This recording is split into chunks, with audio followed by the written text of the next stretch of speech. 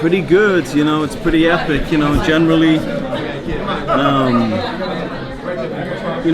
this is going to be I believe the penultimate season, so we're like well into the third act, and the third act's when things get crazy generally in storytelling, so I think it's going to be a big season. I think we're going to have some people die, we're going to have some shit happen. Do you think it's going to be redemption? Yeah, I mean, I think that I would guess. I mean, I really don't know, but I think that the last season is probably the road to redemption for Jax. I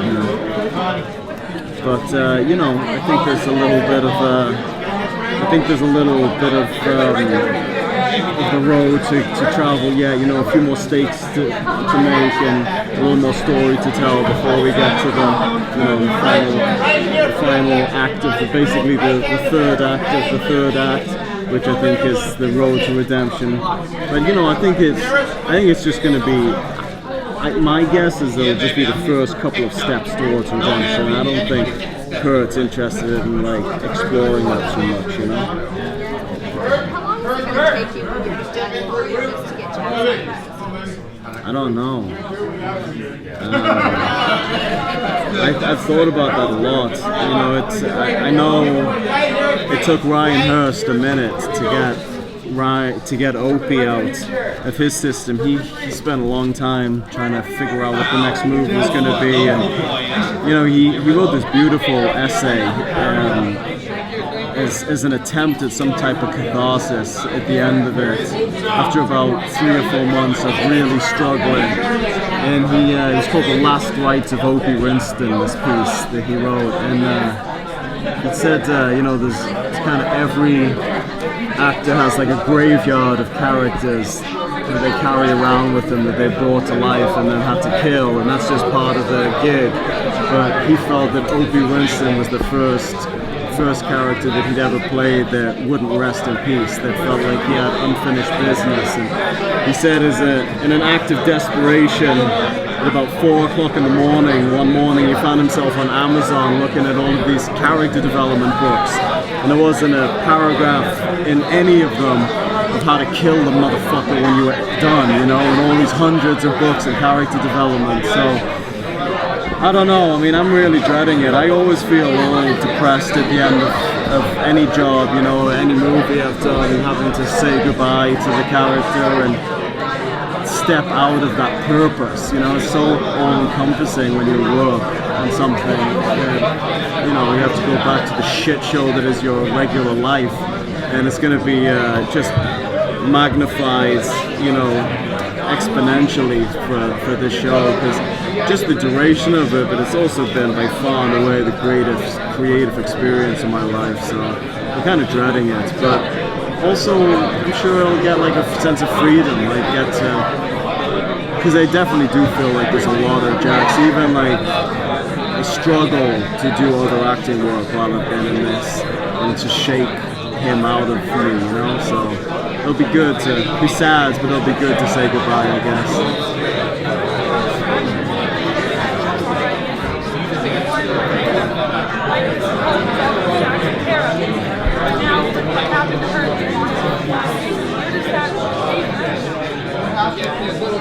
My sense of it is that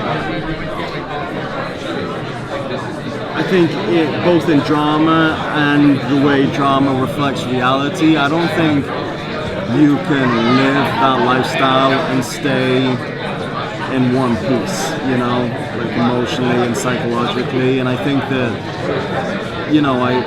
I've always felt, and I don't know what Kurt's going to do ultimately, but I've always felt that he doesn't get to have both, and he's not going to ever be able to walk away from the club. And so I think that it probably, Tara's still alive and well in this season. We're trying to work through our problems, and I really don't know. I mean, I'm just speculating, but I think that there's going to be a big choice, probably maybe at the end of the 7th season or something, and my guess would be that Jax chooses the club. probably incorrectly for his future happiness, but that would be my guess. I know a bunch of guys that live this lifestyle and have had to make that choice, and they always choose the club. Do you think Jax will ever be able to completely cut off ties with his mom, Gemma?